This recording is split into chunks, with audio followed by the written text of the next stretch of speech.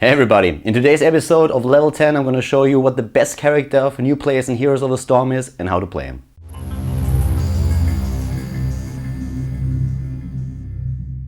If you're new to MOBAs and to Heroes of the Storm in particular, the best character for you to start with is LiLi, and here's why.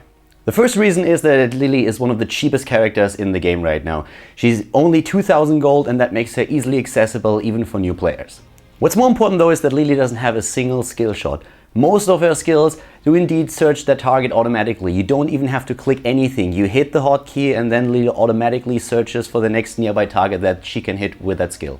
Another good reason to pick LiLi is that she has a talent that allows you to get away when you're in danger a bit more easily than with other heroes. Elusive Field is her passive, and every time you take damage, LiLi speeds up, gets a bit faster, and that allows you to get away from opponents if they're trying to gang up on you.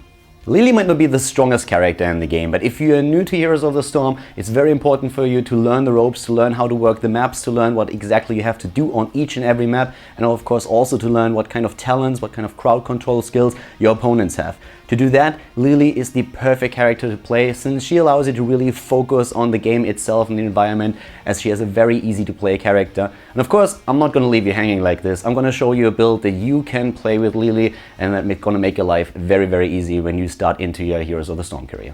The build I'm going to show you focuses on the idea that you want to have a hero at the beginning of the game that is very easy to play and that allows you to focus on other things but still makes you an asset to your team and not a liability. With that in mind, we're going to focus on the healing ability of LiLi to make sure that we are a great support for our team.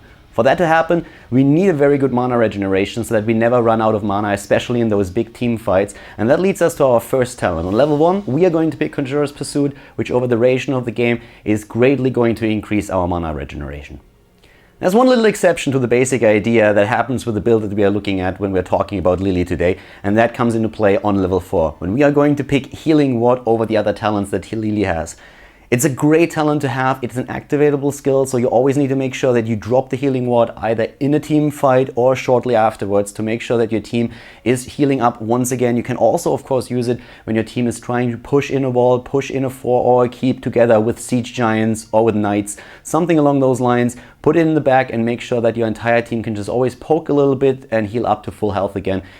Things get real on level 7. Our main skill that we are going to use in the game is Healing Brew. And on level 7 we have a great talent that we can use to make Healing Brew even more effective, the good stuff. So we're going to take that on 7 and make sure that we increase our healing numbers significantly.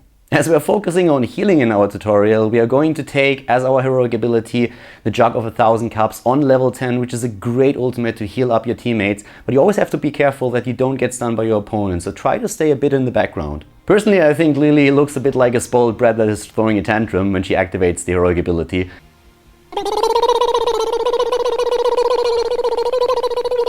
But hey, that's just me. As our last 3 talents on level 13, 16 and 20, we're going to take Elusive Feed on level 13, which will make it a bit easier for us to get away if the opponent is trying to take us out of the fight. On level 16 it's going to be 2 for 1, which is absolutely amazing for Healing Boost since it basically doubles the healing numbers that you get with that skill.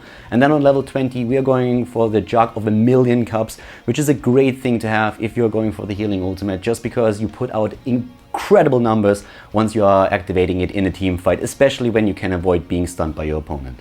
With this talent build, you're going to be a great asset to your team. With the Healing Brew, you're going to be able to really put out some healing numbers that keep your teammates alive. The Cloud Serpent enables you to put some additional damage in. And then of course with the Blinding Wind, you're always in those fights very valuable to your team since you make sure that the opponent is missing a few attacks. So really spam those spells as much as you can when you come into a team fight. Conjurer's Pursuit, your level 1 talent, is going to make sure that you have the mana regeneration to be able to do that.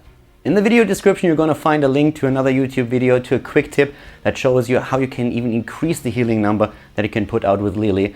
I hope that you enjoyed the tutorial. Keep in mind we are looking at a beginner tutorial here. In the future we're of course going also over a few advanced builds, not only for LiLi but also for other heroes. If you liked the video, give it a thumbs up, and I of course would appreciate it if you would subscribe to the channel as well. Guys, I'm going to see you next time with the next episode of Level 10. Have a great day.